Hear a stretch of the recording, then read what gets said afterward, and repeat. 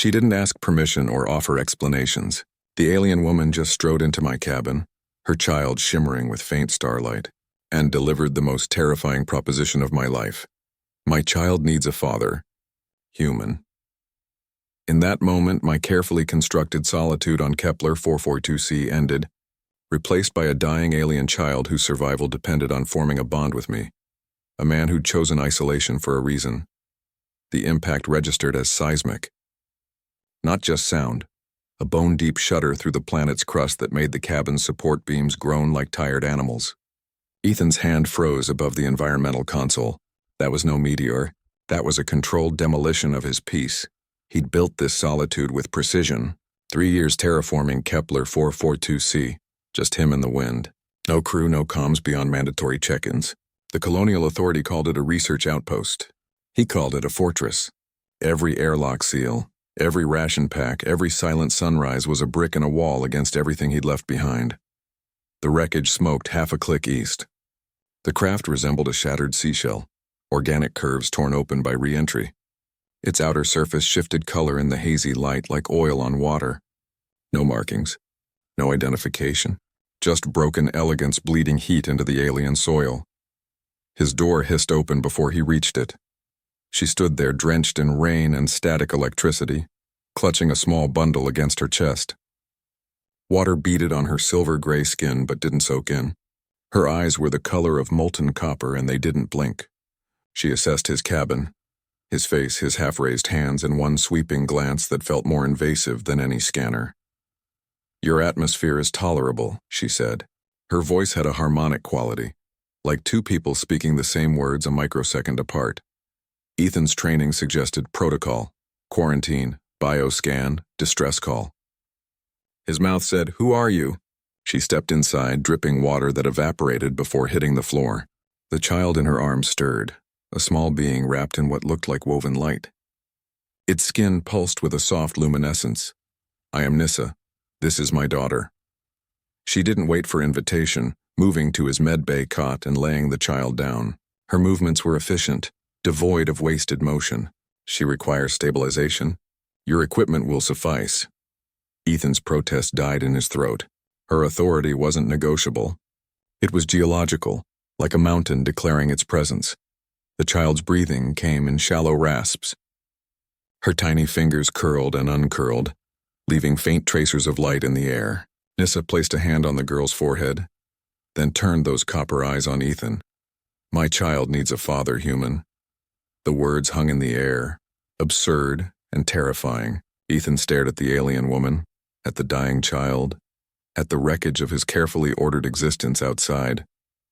"This isn't a discussion," she continued, reading his silence. "Her biology requires a dual parental bond for neural development. Without it, she becomes an empty vessel. You are present. You are male. The circumstance is set." Ethan looked at the open door, at the world where his biggest problem an hour ago had been calibrating soil pH. The silence stretched. The child's light pulsed weaker.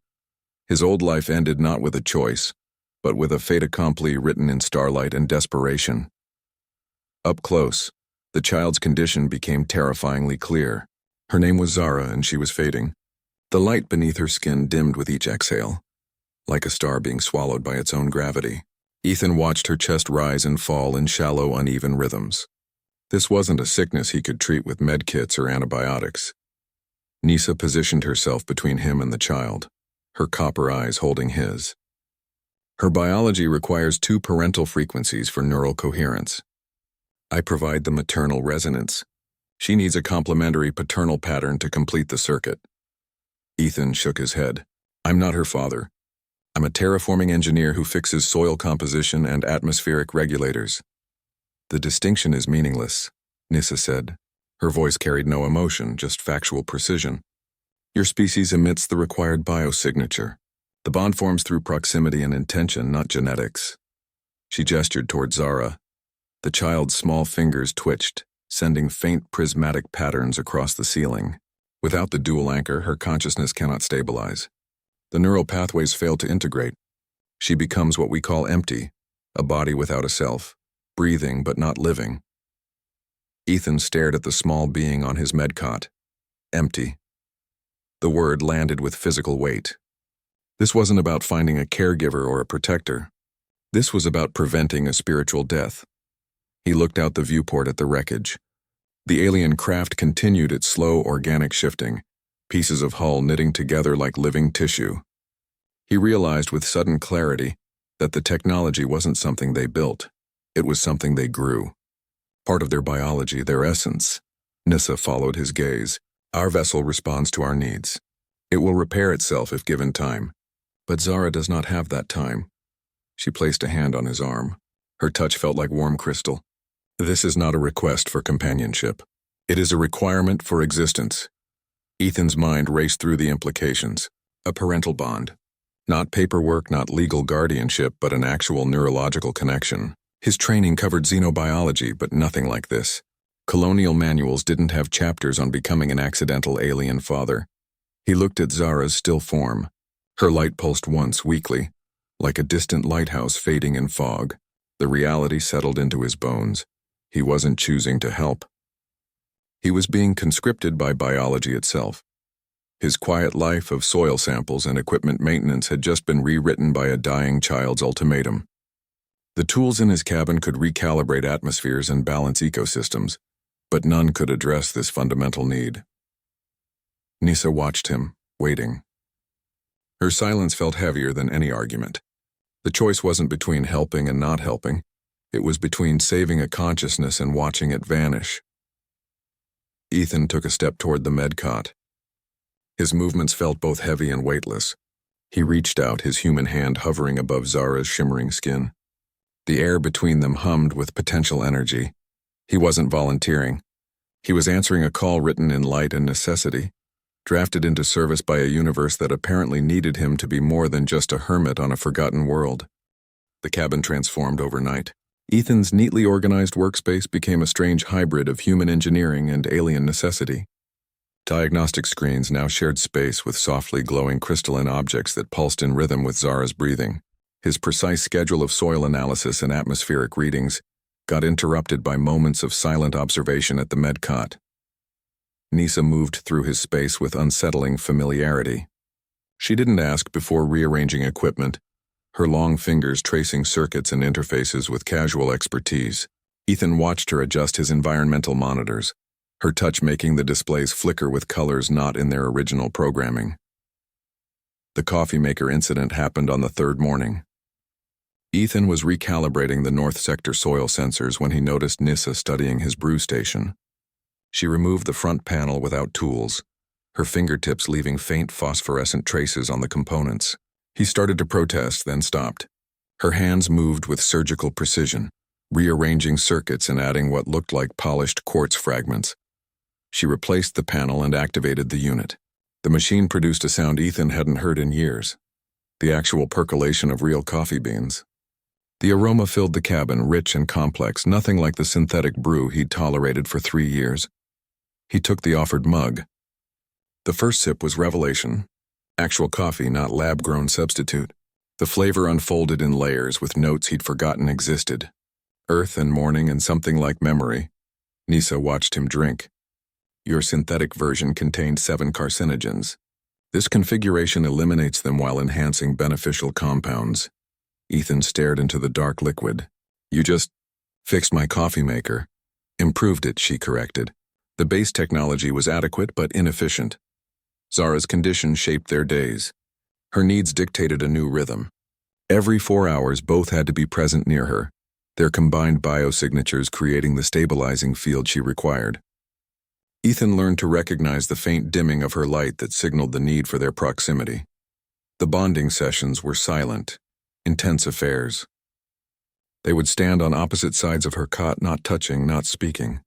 The air between them would hum with energy. Ethan could feel something shifting in those moments, a connection forming that had nothing to do with choice or desire. His cabin, once a temple to orderly solitude, now held evidence of their improvised family. Nissa's silver garments hung beside his work coveralls. Alien medical instruments sat next to his tools. The air smelled of coffee and something else, ozone and starlight. Zara began to respond. Her breathing deepened. The pulses of light beneath her skin grew stronger, more regular, Sometimes her small hands would move in patterns that left lingering trails in the air. Ethan found himself watching for these signs, noting improvements with a strange sense of accomplishment. The mysterious bond worked both ways. During their sessions, Ethan noticed subtle changes in his own perception. Colors seemed sharper. Sounds carried more nuance.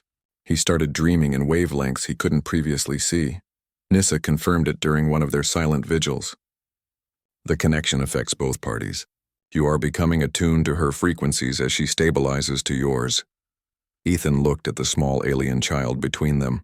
Her light pulsed in time with his heartbeat. However improbable, the bond was taking hold. His carefully constructed isolation had been breached, not by invasion, but by the quiet, insistent need of a dying child who required two parents to simply exist.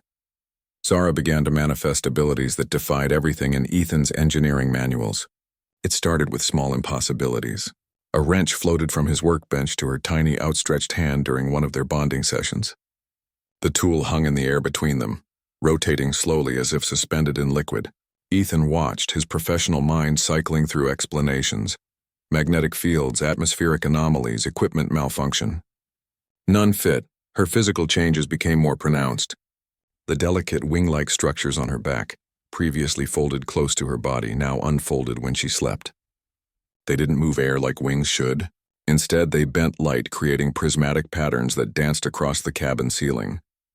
The effect wasn't illumination, but something deeper, as if she was tapping into light's fundamental nature. Her eyes gained new depth. The coppery irises now held flecks of moving starlight, tiny points that shifted and swirled like distant galaxies. When she looked at Ethan, he felt unnervingly seen, as if she was perceiving wavelengths beyond visible spectrum. The levitation incidents multiplied. Spare components, data pads, even his coffee mug would occasionally lift gently from surfaces when Zara became emotionally engaged. The objects didn't fly or jerk. They drifted with deliberate grace, as if the air itself had become cooperative. Ethan found Nissa observing one such occurrence with apparent satisfaction. A set of calibration tools hovered around Zara's sleeping form, arranged in a perfect geometric pattern. All airy children display minor telekinetic abilities during stabilization, she remarked. Her tone suggested this was as ordinary as a human child learning to crawl. The cabin itself began responding to Zara's presence. Environmental systems adjusted without input, maintaining perfect conditions around her. Temperature, humidity, even air composition shifted in subtle ways that matched her needs. The life support console showed changes Ethan hadn't programmed, modifications that improved efficiency without compromising safety. His upgraded coffee maker developed new behaviors. It now anticipated his consumption patterns, brewing precisely when he typically wanted coffee. The unit emitted a soft harmonic hum when operating, a sound that somehow aligned with Zara's breathing rhythms. Other appliances followed suit. The environmental synthesizer began producing complex mineral balances in the air that matched what Nissa described as their home atmosphere. Ethan's tools started working with eerie precision. Calibration that normally took hours completed in minutes. Connections that required microscopic adjustment seemed to align themselves. It felt less like using machinery and more like collaborating with sentient systems. The line between living being and technology blurred until distinction became meaningless. Zara's presence didn't just occupy the cabin, she integrated with it. Systems responded to her emotional states, her biological needs, even her unconscious movements. The environmental controls breathed with her. The lighting pulsed in time with her heart rate. Ethan watched his screwdriver float back to its designated holder after he'd finished using it. The tool settled into place with a soft click that felt like acknowledgement. His cabin, once a collection of separate systems and tools, was becoming a unified organism centered around the small alien child who was teaching his technology how to live. The environmental synthesizer began humming differently. It started as a low thrum that resonated through the deck plates, a vibration Ethan felt in his teeth. Within hours, the sound developed harmonics, layering into something that resembled music. Not recorded music, but organic, improvised patterns that changed with Zara's breathing rhythms. The machine wasn't just processing air anymore, it was composing. Ethan checked the readouts. The oxygen conversion rate had jumped 10% without any adjustment. then 20. The numbers climbed steadily as the synthesizer's new melody complexified. Filters that normally needed weekly cleaning showed no particulate buildup. Carbon scrubbers operated at levels he'd only seen in factory specs. Life support systems across the outpost fell into sync. The water recycler began pulsing in counterpoint to the air systems. Power regulators hummed along the same harmonic scale. Equipment that had always operated as separate units now functioned as a coordinated system. The lights dimmed and brightened in gentle waves that matched the atmospheric rhythms.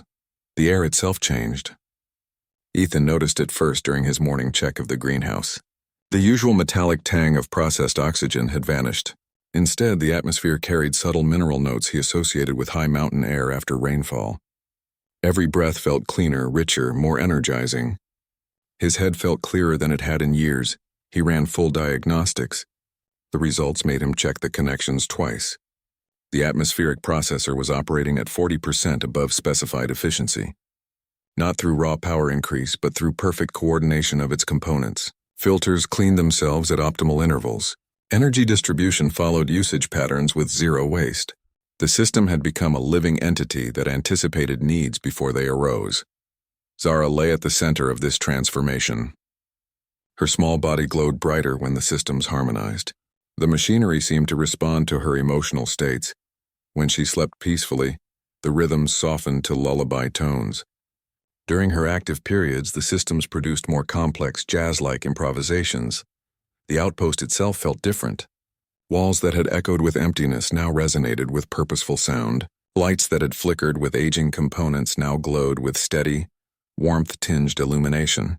Even the viewports seemed clearer, as if the internal atmosphere had polished them from within. Ethan's world had become both softer and stranger. The constant hum of machinery that had been background noise for 3 years transformed into a symphony of function. He could almost feel the systems breathing together, a great mechanical lung expanding and contracting in perfect rhythm. The 40% efficiency gain became simply reality. The air had never been cleaner, the systems never more reliable, but the perfection felt alien. His engineering training said machines shouldn't improvise jazz riffs or adjust themselves to a child's emotional states. Yet the readouts showed undeniable improvement across every metric.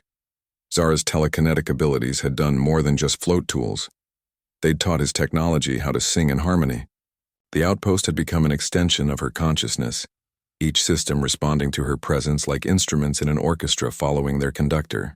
The transformation was beautiful, efficient, and utterly beyond any human engineering paradigm. Ethan's console lit up like a festival grid. Priority messages stacked up in the alert queue, each flagged with maximum urgency codes he hadn't seen since training simulations. The Colonial Authority's monitoring systems never slept, and they'd just woken up to some very interesting data from Kepler, 4M42C. Every outpost maintained a constant data stream back to Central Command. Vital signs, atmospheric readings, power consumption, all flowing in a steady trickle that nobody usually noticed until something went wrong. Today, something had gone very right, and bureaucracy hated anomalies more than failures. The 40% efficiency jump in life support systems triggered every alarm in the monitoring center. Systems don't improve themselves by that margin without explanation. The air quality metrics showed purity levels beyond design specifications. Power consumption dropped while output increased. The numbers made no engineering sense. Then the bioscanners picked up the real anomaly. 3 distinct life signatures where there should be 1. The system categorized them with clinical precision. Adult male, human identity confirmed as Ethan Walker. Adult female, species unclassified, biological markers outside known parameters. Third life sign, juvenile, species unclassified, emitting energy signatures that scrambled half the sensors. Captain Rivera reviewed the data from her station on the orbital monitoring platform. Her face remained professionally neutral, but her fingers flew across the console, pulling up every available byte of information. The efficiency numbers fascinated her almost as much as the unexplained life signs. Corporate would want details on both. She opened a direct channel to Outpost 442C.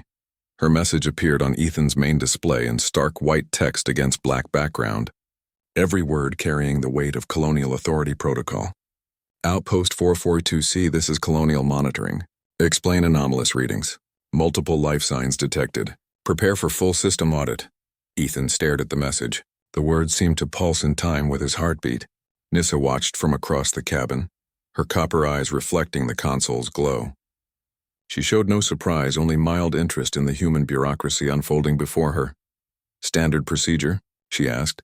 "Standard procedure for having unauthorized aliens and impossible technology," Ethan said. His voice sounded strange to his own ears. Captain Rivera's follow-up message appeared. "Stellar Tech Industries has been notified of potential xenobiological discovery. Inspection team preparing for deployment. Maintain current positions. Do not attempt to alter systems or data streams." The corporate name landed like a physical blow. Stellar Tech handled all frontier research and development under Colonial Authority contract.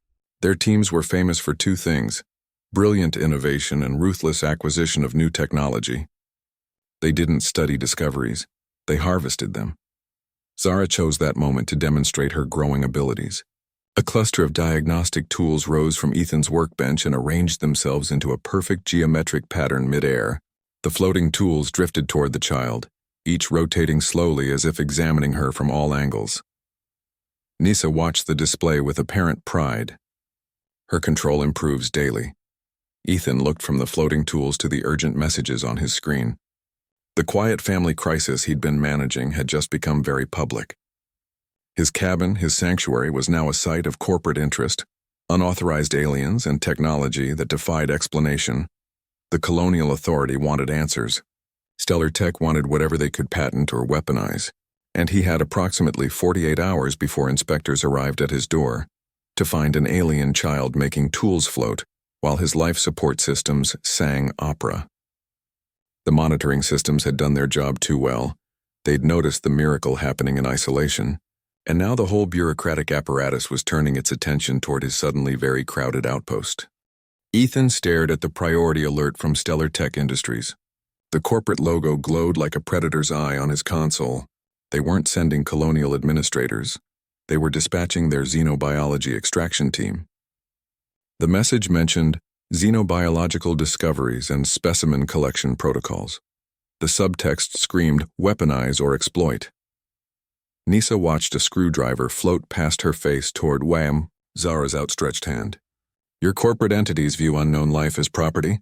"That's one way to put it," Ethan said. "They see your technology as something to reverse engineer and sell. Your daughter is something to study." Zara made a small chirping sound.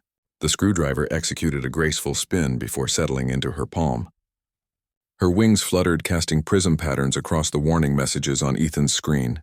The problem presented itself with brutal clarity. How do you hide an alien child who makes tools float? How do you explain a coffee maker that brews perfect coffee after 3 years of synthetic swill? How do you conceal a woman whose skin reflects light like polished metal? Nissa seemed more amused than concerned. She watched Ethan pace the cabin with what might have been pity. "They fear what they cannot control. We do not hide our nature where I come from. Where you come from doesn't send corporate teams to dissect unusual discoveries," Ethan countered. He gestured at the singing environmental system. "That harmony? They'll want to patent it. Zara's abilities? They'll call it biological weaponry." The plan formed through sheer desperation. Misdirection first. He'd claimed the efficiency improvements resulted from experimental terraforming algorithms. The strange energy signatures? Atmospheric anomalies from Kepler's unique magnetosphere. The third life sign? Malfunctioning sensors. He'd request calibration equipment. Improvisation second. He moved Nissa's belongings into hidden compartments never used since the outpost's construction. He powered down non-essential systems to reduce energy signatures. He ran diagnostic loops that would show false readings to incoming scans. Hope third. Hope that Zara wouldn't decide to rearrange all the furniture mid-inspection. Hope that Nissa's otherness wouldn't scream alien to trained observers. Hope that corporate greed would blind them to the truth hiding in plain sight. Nissa observed his efforts with detached curiosity. "You attempt to conceal reality behind incomplete falsehoods. This seems inefficient." "It's all we've got," Ethan said. He watched Zara float a data pad in slow circles around her head. The child's abilities were growing stronger daily, more controlled, more obvious. "Can you ask her to keep the telekinesis to a minimum when they arrive?" Nissa tilted her head. "To ask her to suppress her nature would be like asking you to stop breathing. It is simply what she is." Ethan looked at the perfect coffee in his mug. at the tools arranging themselves into geometric patterns, at the woman who fixed complex systems with a touch. His cover story felt thin as morning fog. Experimental algorithms couldn't explain the way the air itself seemed to respond to the child's moods. The corporate shuttle would arrive in 18 hours. They'd bring scanners that could detect biotic signatures down to molecular levels. They'd have questions about everything from the improved air quality to the strange energy readings. His only advantage was their corporate mindset. They'd be looking for technology to exploit, not a family to understand. They'd see patterns to patent, not bonds to preserve. Their blindness to anything without profit potential might be the only thing that saved them. The plan wasn't good. It wasn't clever. It was simply the only option available, a desperate attempt to hide a miracle behind bureaucracy and technical explanations. Ethan poured another cup of perfect coffee and prepared to explain the impossible to people who wouldn't believe the truth even if he showed them. The Stellar Tech shuttle settled on the landing pad with a quiet hiss that sounded like disapproval. Dr. Voss led the inspection team through the airlock, her expression professionally blank. Her team moved with practiced efficiency, setting up scanning equipment before even offering greetings. They wore corporate-branded environment suits with more sensors than fabric. "I trust you secured the alien specimens for transport," Voss said by way of introduction. Her eyes scanned the cabin, missing nothing. She didn't look at Ethan or Nissa as people, just potential data points. Her team activated their scanners. The devices immediately malfunctioned. Readings that should have shown biological signatures instead rearranged themselves into intricate mandala patterns on every screen. The technicians frowned, recalibrated, and got the same result. The patterns shifted and flowed like liquid geometry. Zara watched from her cot, her wings fluttering gently. She seemed fascinated by the blinking lights on the equipment. One of the handheld scanners drifted from a technician's grip and floated toward her, its screen now displaying a complex rotating fractal. The atmospheric recycler chose that moment to harmonize with the corporate equipment. The usual hum deepened, weaving through the frequencies of the scanning devices. The resulting sound was neither machine noise nor music, but something that hovered between both. One of Voss's team members checked his air quality monitor and stared at the display. "Doctor, the toxin levels just dropped to 0, in real time." He held up the device as if it had betrayed him. "The system isn't just filtering. It's eliminating contaminants as we watch." Voss's professional detachment cracked.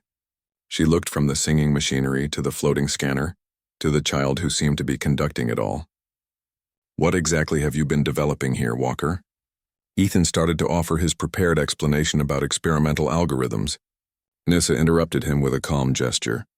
"We are not specimens. We are visitors." The corporate team shifted uncomfortably. Their training covered technology acquisition and biological containment. It didn't cover diplomatic relations with beings who made their equipment sing harmonies. Voss recovered first. "Our mandate is to secure xenobiological discoveries for study. The potential applications are significant."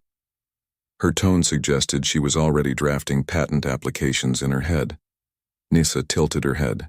"You seek to weaponize our nature? To exploit what you cannot understand?"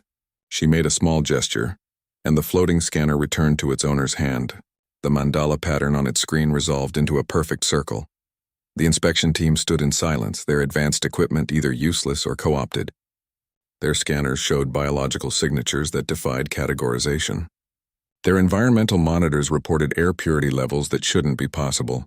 Their leader was trying to negotiate with a being who viewed corporate mandates as primitive curiosities.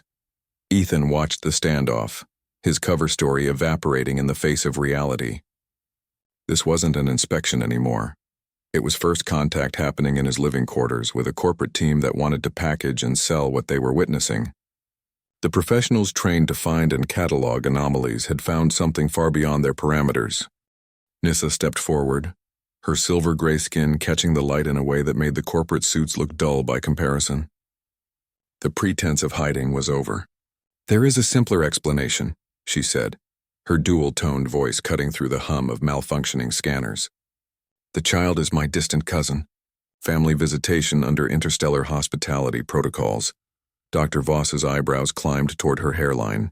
"Interstellar hospitality protocols require documentation, species registry, medical clearances, liability waivers." She ticked the requirements off on her fingers like counting debts. The paperwork would fill your shuttle, Nissa acknowledged. Or we could acknowledge the practical benefits happening right now. She gestured toward the environmental console where the air purity metrics glowed with impossible numbers. Captain. Rivera had been watching silently from the comm link. Her image on the screen showed her leaning forward, elbows on her console. The systems are operating 40% above spec, Voss. That's not theoretical, that's breathing air right now. Zara chose that moment to demonstrate the point. The atmospheric processor, which had been humming its complex harmonies, suddenly swelled into something that resembled a choir. The sound wasn't just coming from the machinery, it seemed to emanate from the walls, the floor, the very air.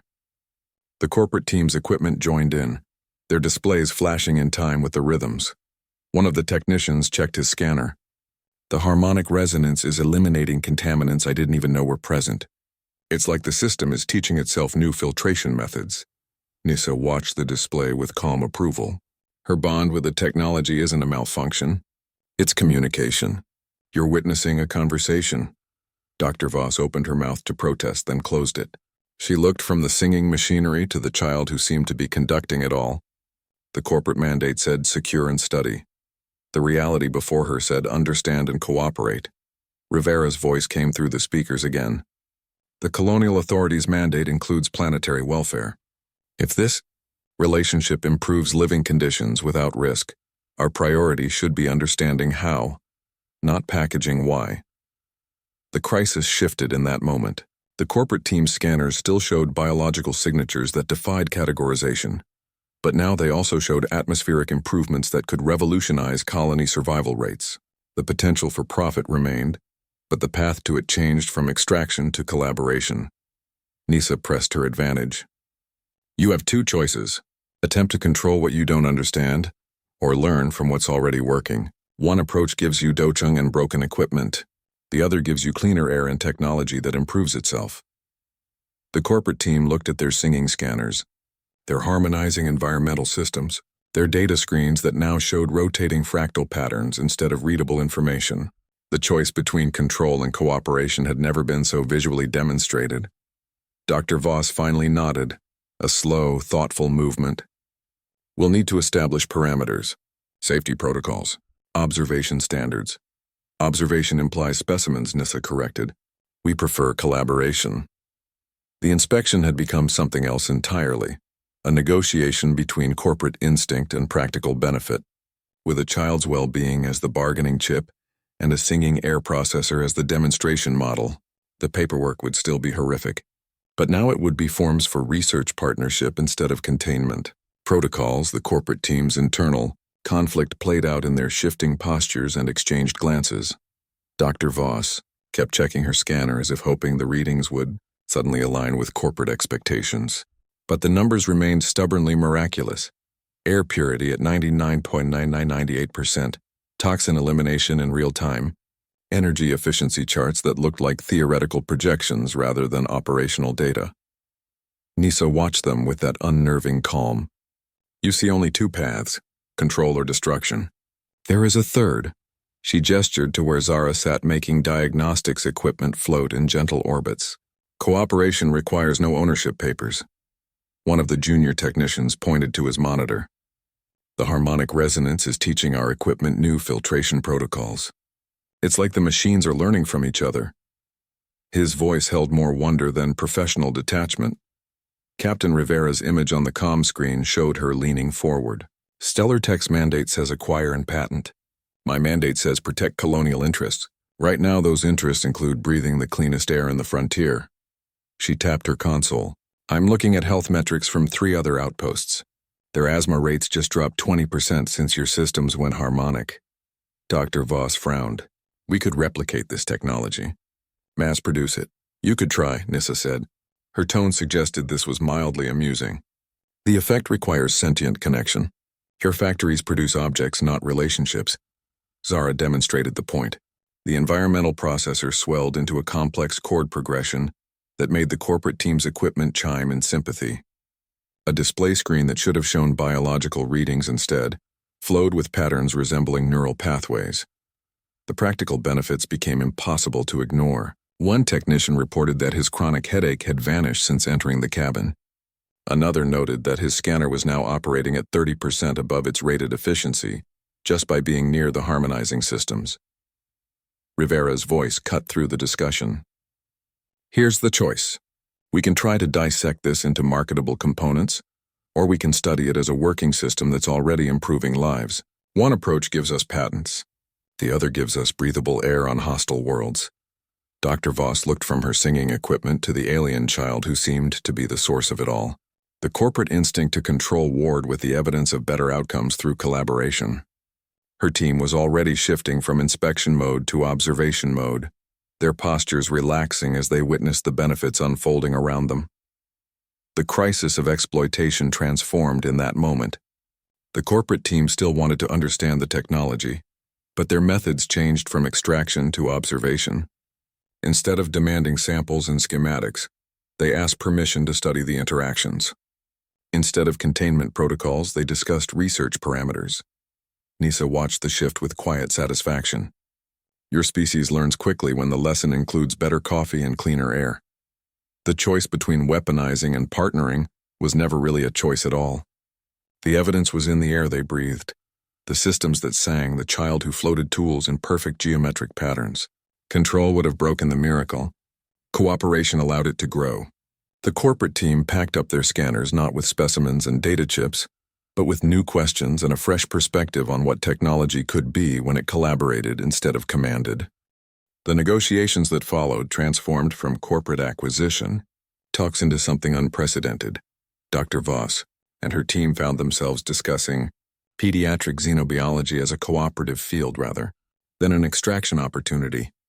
The conversation kept circling back to practical outcomes, how Zara's bond with technology improved living conditions, how her presence taught systems to collaborate rather than just function.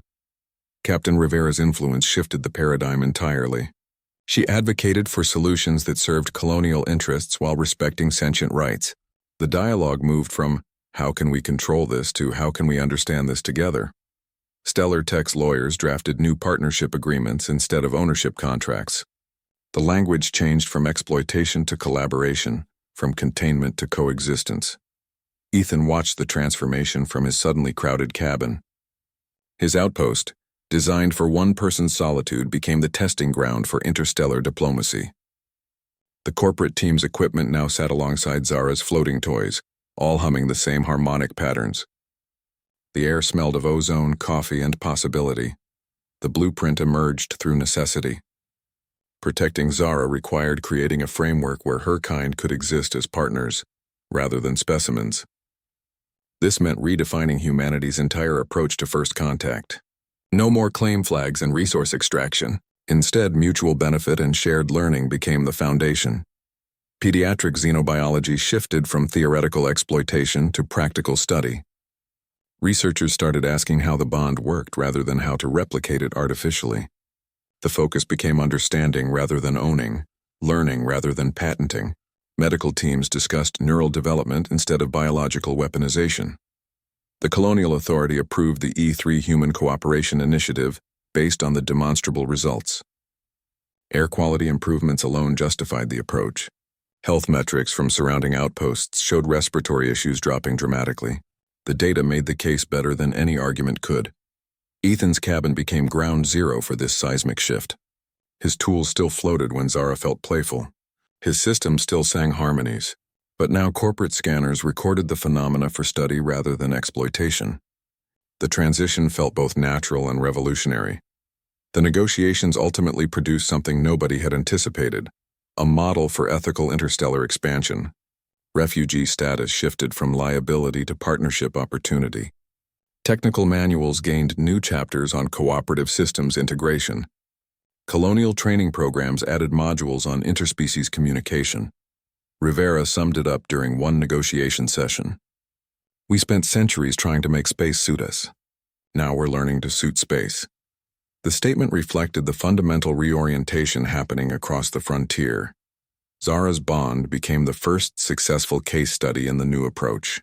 Her survival required keeping her family unit intact, which in turn required treating her species as equals. The practical benefits made the ethical choice the obvious one. Cleaner air, happier colonists, and self-improving systems proved better selling points than weaponized technology. The Hermit's outpost now hosted weekly research delegations. Scientists came to study the harmonic systems. Diplomats came to observe the partnership model.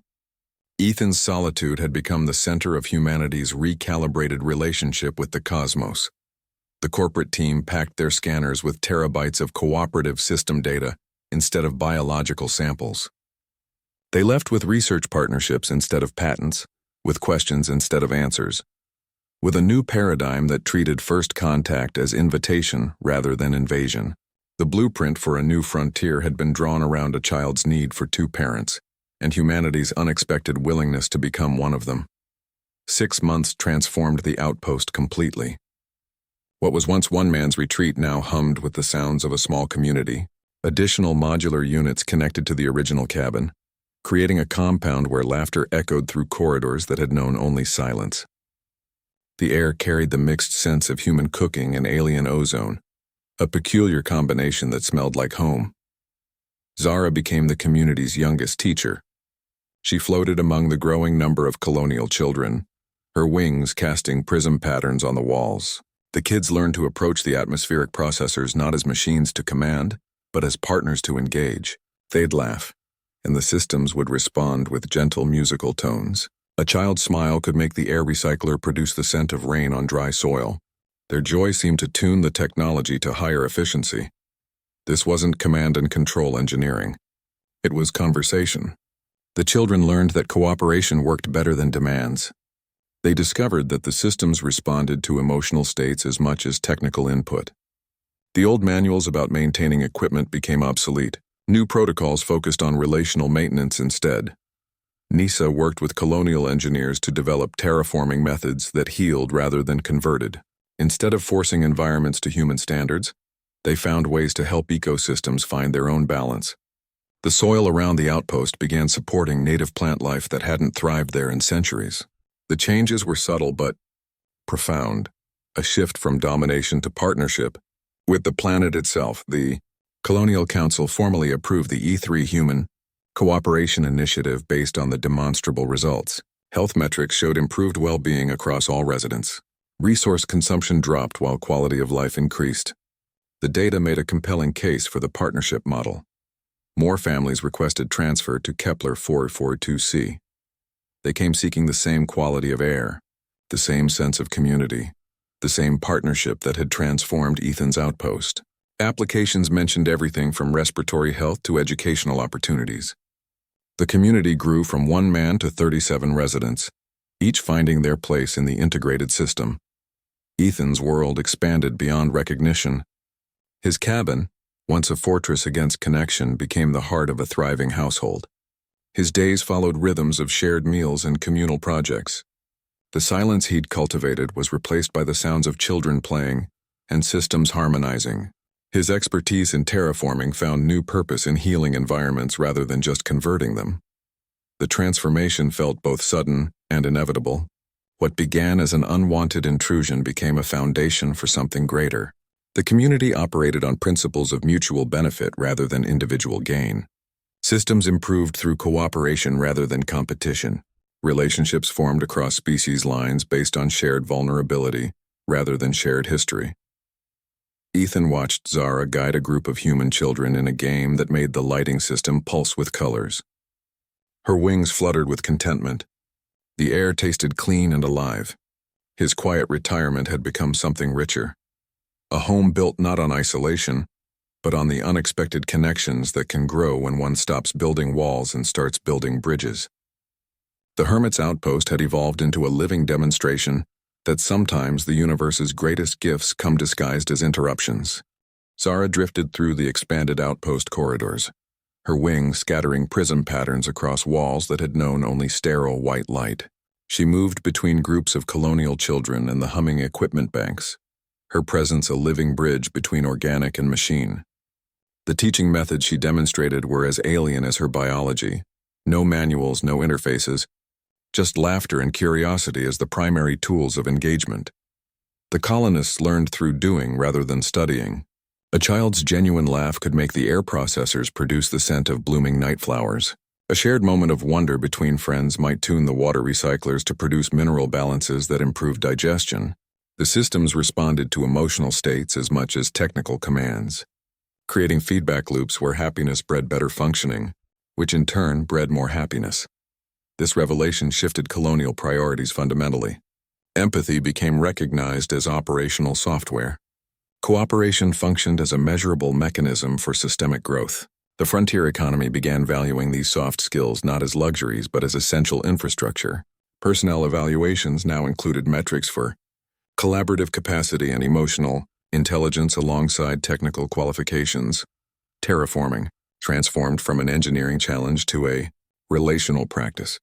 Where engineers once fought environments into submission, they now learned to listen to planetary rhythms. The soil analysis teams discovered that speaking gently to newly planted crops improved growth rates more than any fertilizer. Atmosphere technicians found that singing to the recyclers during maintenance improved their harmonic responsiveness. The planet itself seemed to breathe easier under this new paradigm. Barren patches of ground began sprouting native flora without human intervention. Wind patterns shifted to carry seeds to nutrient-rich areas.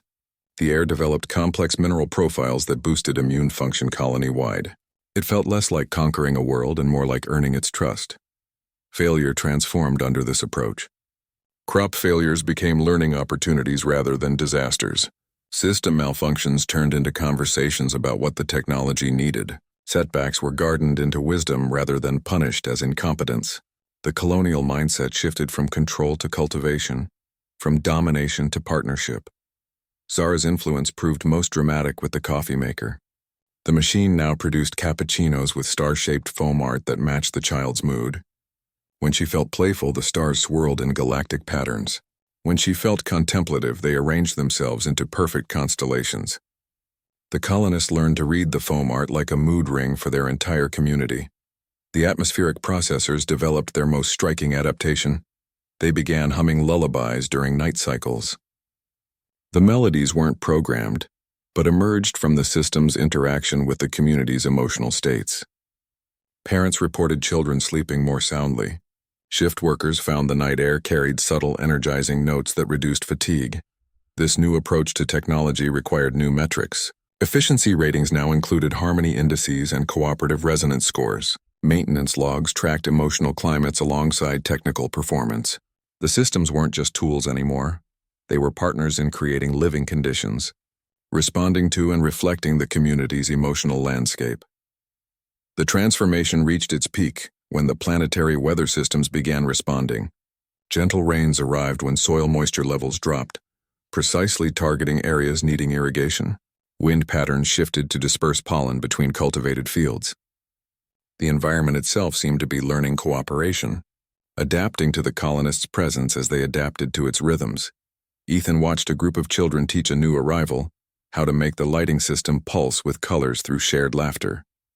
The new methods felt alien because they were born from a child who communicated with machines through joy rather than commands, and a community willing to learn that sometimes the most advanced technology is a genuine smile.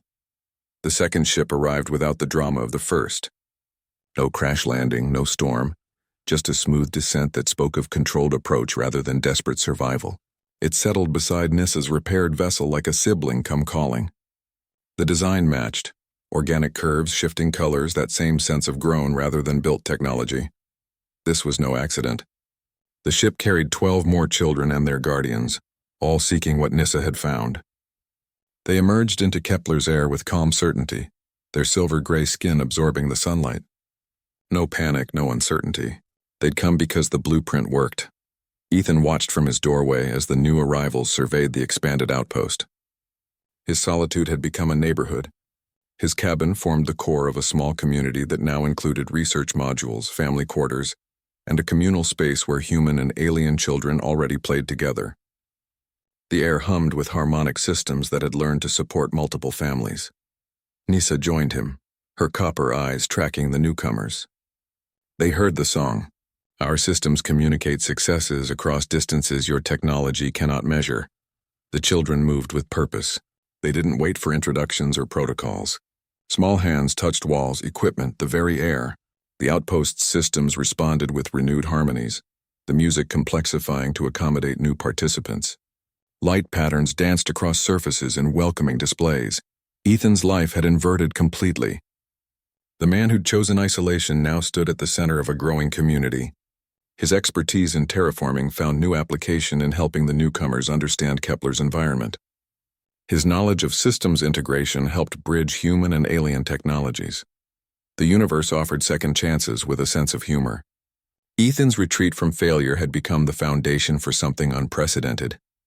His cabin, once a monument to solitude, now hosted weekly communal meals where human and alien families shared food and laughter. The coffee maker produced perfect brew for 20, its star-patterned foam reflecting the mood of the entire community. The new arrivals integrated with seamless efficiency. Children taught each other games that made the lighting systems pulse with color. Adults shared techniques for cooperating with technology, rather than commanding it. The atmosphere processors developed new harmonies that incorporated multiple cultural rhythms. This was no longer about hiding or surviving. It was about building. The partnership model proved scalable. Systems that worked for one family worked better for 12. The air quality improved further. Resource efficiency reached levels colonial engineers had considered theoretical.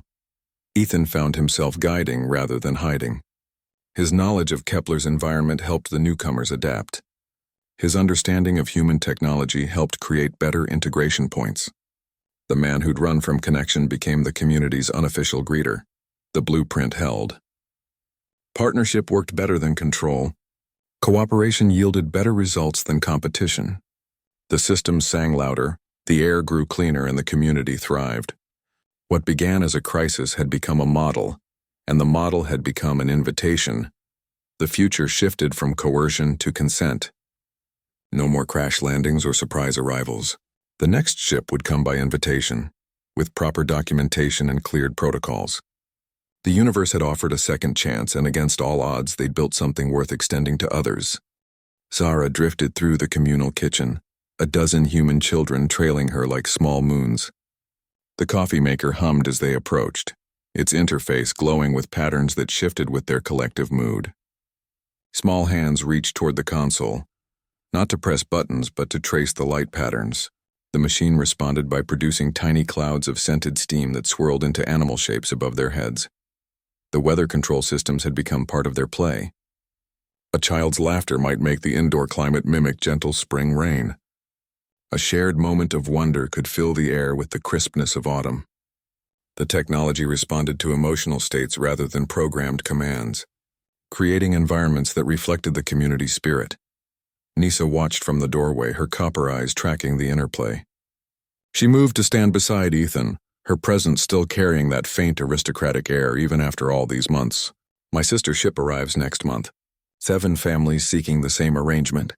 Ethan watched the children teach the coffee maker to produce hot chocolate with marshmallow constellations. We'll need to expand the residential modules again. Next time, Nissa said, her voice carrying its characteristic harmonic quality. I'll send a formal invitation. No more crash landings. The statement carried weight beyond its simplicity. Interstellar relations were being reinvented from the ground up.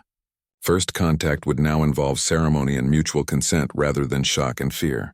Paperwork would still be involved, but it would be invitations and agreements rather than containment protocols and extraction orders. Ethan looked around his transformed world. The cabin that had once been his solitary refuge now formed the heart of a thriving community. The air hummed with harmonic systems that supported multiple families. Children's laughter echoed through corridors that had known only silence. His tools still occasionally floated when Zara felt playful, but now it felt like home rather than invasion. He realized he'd been hiding from his failures, not the world. The solitude he'd cultivated was a cage built from regret.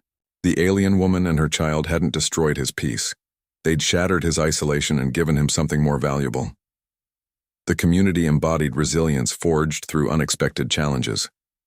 Wonder flourished in the integration of alien technology and human life. Shared meaning grew from caring for a child who needed 2 parents to survive. His quiet retirement had become a purpose he'd never imagined. The future taking shape involved more than just additional families. It meant rethinking humanity's entire approach to space. Colonization would focus on partnership rather than conquest. Technology would emphasize cooperation over control. Children would learn that empathy was as important as engineering. Zara guided the human children toward the atmospheric processors. Their small hands touched the humming surfaces, and the systems responded with musical tones that matched their laughter. The air filled with the scent of blooming night flowers.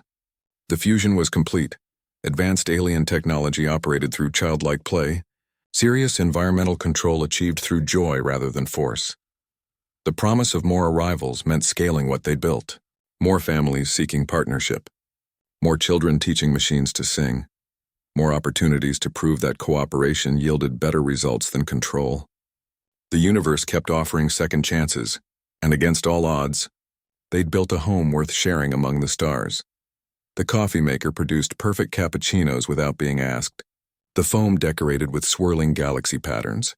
Ethan took his mug, the warmth familiar and comforting. His world had been remade around a child's need and a universe's sense of humor, and he wouldn't have it any other way.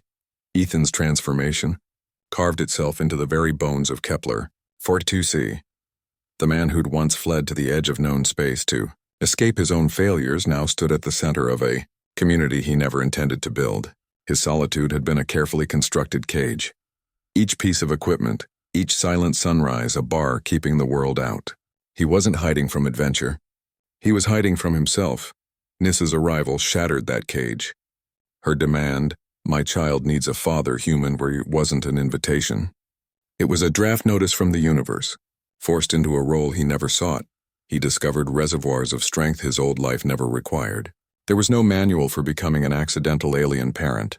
No colonial protocol covered bonding sessions with a dying child whose consciousness required two frequencies to stabilize. His care for Zara forged him into something new. Caregiver first. Learning to read the faint dimming of her light that signaled her need for proximity. Protector next, standing between her and corporate teams who saw a specimen, not a child. Diplomat finally, negotiating not from procedure manuals but from shared vulnerability. He learned to speak the language of mutual need rather than contractual obligation. The high-stakes reality of her survival became his salvation. His expertise in terraforming, once used to force environments into compliance, found its true purpose in healing. He wasn't just balancing atmospheric compositions anymore. He was helping a planet breathe in rhythm with its new inhabitants. His knowledge became a bridge between species, a tool for integration rather than isolation. His negotiations carried weight because they weren't theoretical. He wasn't a diplomat arguing policy. He was a father arguing for his child's right to exist. When corporate inspectors arrived, he didn't quote regulations. He showed them the air quality metrics, the improved health readings, the child who made machinery sing. He made them taste the coffee. The accidental father became the essential father. His presence wasn't optional. It was the keystone in the arch of Zara's survival. The bond they formed wasn't paperwork or legal fiction. It was biological necessity, spiritual anchor, the thing that kept her from becoming an empty vessel. His humanity provided the counterpoint to her alien nature, the complementary frequency that allowed her consciousness to fully integrate. He learned that strength isn't the absence of fear, but the decision to act despite it. His past failures on Mars didn't vanish, but they lost their power to define him. The man who'd run from connection became the community's steady center, the one who understood both human skepticism and alien practicality. His transformation answered the question at the heart of his journey. A solitary terraforming engineer becomes responsible for an alien child's spiritual survival by stopping seeing himself as just an engineer. He becomes a father. He becomes a partner. He becomes the thing the universe needs him to be, not because he chose it, but because a child's life depended on his willingness to change. The role he never wanted became the identity he needed, forged in the quiet emergency of one small life hanging in the balance. The real marvel was never the alien technology itself, but the connections it forged. Those impossible devices were merely conduits, channels through which care could flow between species. They didn't dominate his world through superiority, but insinuated themselves into daily life to create space for relationship. The coffee maker became the perfect example. Before Nissa's upgrade, it produced synthetic swill that approximated coffee through chemical mimicry. After her casual modifications, it brewed actual coffee, rich, dark, and layered with flavors Ethan had forgotten existed. But the true transformation wasn't the improved beverage.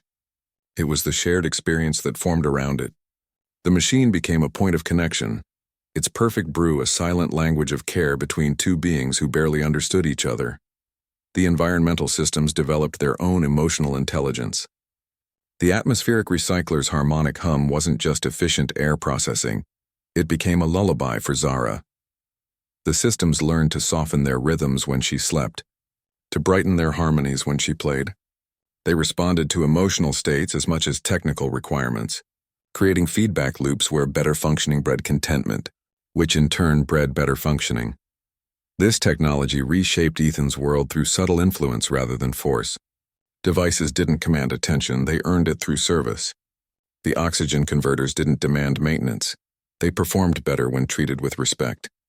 The entire outpost began operating on principles of mutual benefit rather than unilateral control.